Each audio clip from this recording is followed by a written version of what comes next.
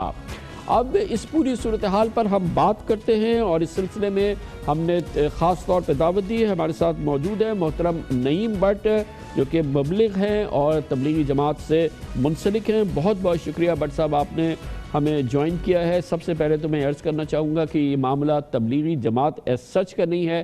ہم سب کے لیے بے انتہا احترام ہے آپ کی پوری جماعت کے لیے اور آپ جو خدمات سر انجام دیتے ہیں دین کی تبلیغ کے لیے اور اس کا پیغام پہنچانے کے لیے، اس میں تو کوئی رائے نہیں ہے. مگر بہرحال یہ ضرور تشویش تھی کہ جب یہ اجتماع ہو رہا تھا، یہ کرونا کا بہت سخت اس وقت خطرہ تھا اور یہ کہا گیا تھا کہ اس سے اجتناب کیے جائے. مگر یہ بہرحال اجتماع آپ نے کیا اور پھر جب ختم بھی کیا تو آپ نے کہا کہ ہم نے اس خوف کی وجہ سے یا اس بیماری کی وجہ سے نہیں، بارش کی وجہ سے کیا ہے. کیا مناسب نہیں ہوتا کہ اس سال کسی بھی صورتحال کی وجہ سے اس اجتماع سے اجتناب کیا جاتا اور اس کے نتائج اب آپ کے سامنے بھی آ رہے ہیں؟ جی بسم اللہ الرحمن الرحیم. کامران بھائی بہت بہت شکریہ آپ کا.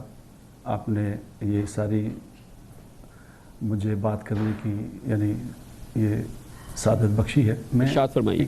ساری بات میں نے آپ فرما رہے تھے اور میں سنی میں نے ساری آپ کی بات کہ اس بات سے یعنی یہ تاثر مل رہا ہے کہ جیسے پاکستان میں جتنا کرونا وائرس پھیلا ہے یہ تبلیغی جماعت نہیں پھیلایا ہے. قطعی نہیں.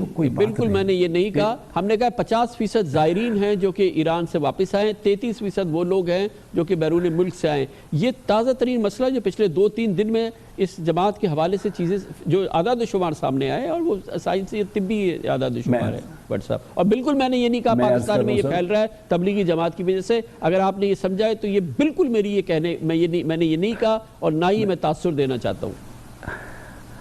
میں آپ سے عرض کرتا ہوں کہ جیسے آپ نے فرمایا کہ وہ جو ہمارا اجتماع تھا رائیونڈ کا وہ بارش کی وجہ سے کینسل کیا گیا اور وہ رکھا گیا تھا.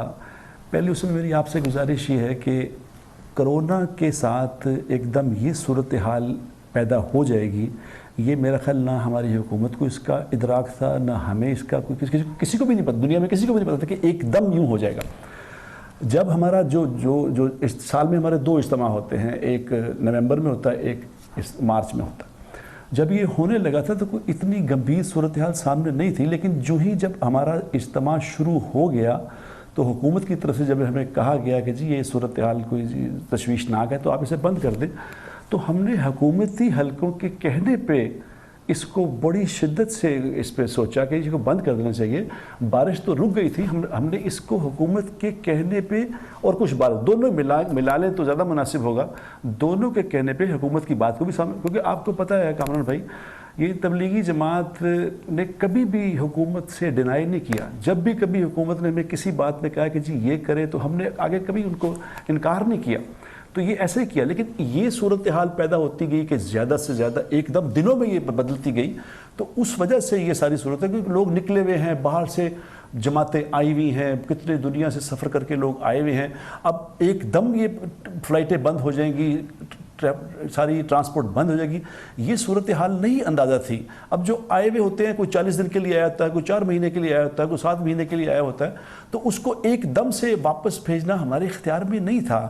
ابھی جیسے یہ صورت بنی ہے، اب ہمارے رائیونڈ میں جو باہر کے فارنرز ہیں زیادہ وہی ہیں، زیادہ مقامی ساتھی تو ہم نے بھیج دیے سارے.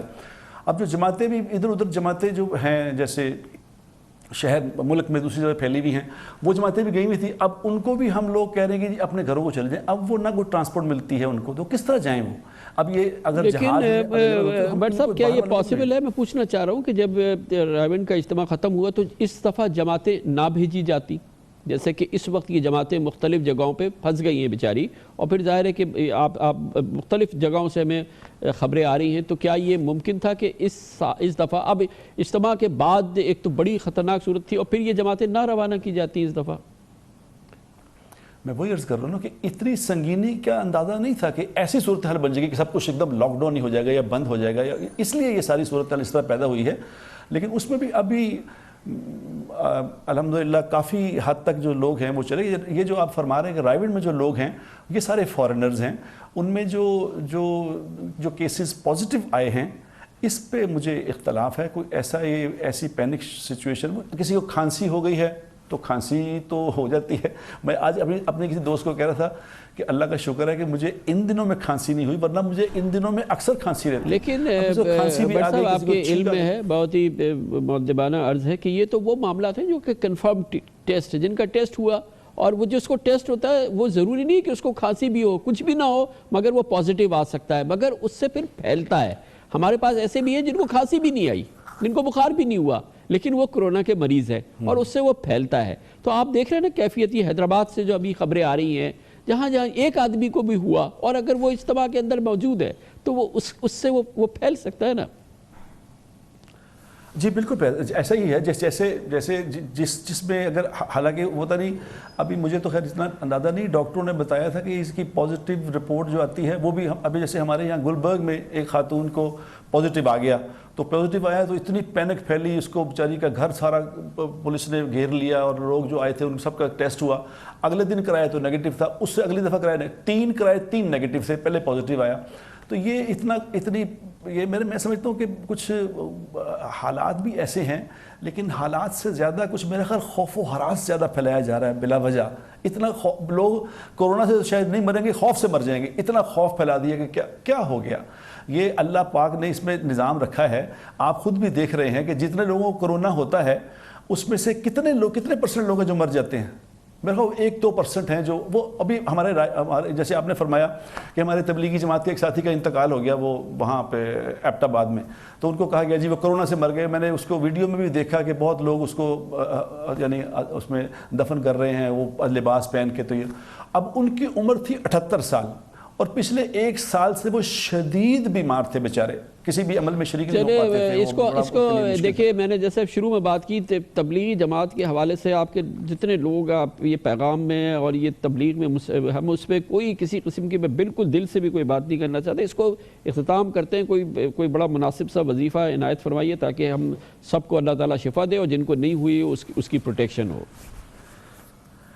پھر چھوٹی سی میں دعا بتا دیتا ہوں. فرمائیے. ایک دعا اللہ کے نبی صلی اللہ علیہ وسلم نے فرمایا تھا کہ جو اذان اور تکبیر، جو نماز کھڑی ہوتی ہے، جب اذان ہوتی ہے، جو نماز کھڑی ہوتی ہے، جو اتنا 10-15 منٹ ہوتے ہیں، اس کے دوران جو اس دعا کو 3 دفعہ پڑھ لے گا، اللہم انی اسألک العفو والعافیہ فی الدنیا والآخرہ.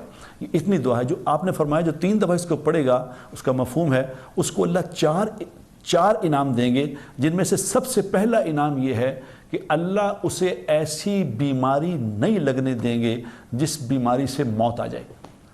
اللہ خطرناک بیماری سے اس کی حفاظت فرمائیں گے. سب سے پہلا اس کا انعام یہ ہے.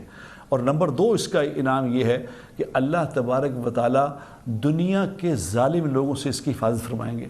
اور نمبر 3 روزی روٹی کے لیے اتنا بھاگنا نہیں پڑے گا، اللہ آسان روٹی عطا فرمائے گا. اللہ نے ہمیں ہر چیز ایک بار اور پڑھ دیجئے مولانا، ایک بار اور پڑھ دیجئے. اللہم انی اسألک العفو والعافیہ فی الدنیا والآخرہ. جو کسی وقت بھی پڑھ سکتے ہیں، اس کا اثر تو ظاہر ہے وہی رہے گا نا. یہ میں نے اس کے لیے خصوص ہر دوا، جس طرح دنیا کی ہر میڈیسن کا اپنے وقت میں علاج ہے کہ اینٹی بایوٹک اس پہ لینی ہے، یہ بھی ایک وقت بتایا اللہ کے نبی نے کہ اذان سے اقامت کے درمیان، جب نماز پڑھنے سے پہلے اس کو اگر مسجد میں نہیں پڑھ رہے، ایک نماز کھڑی ہونے سے پہلے اس کو 3 دفعہ پڑھ لیں تو انشاءاللہ اللہ ایسی بیماری سے انشاءاللہ نجات عطا فرمائے گا جو بیماری موت تک لے جائے. یقیناً انشاءاللہ تعالی. بہت بہت شکریہ جناب ندیم بٹ، تبلیغی جماعت کا ہمیں موقف پیش کر رہے تھے.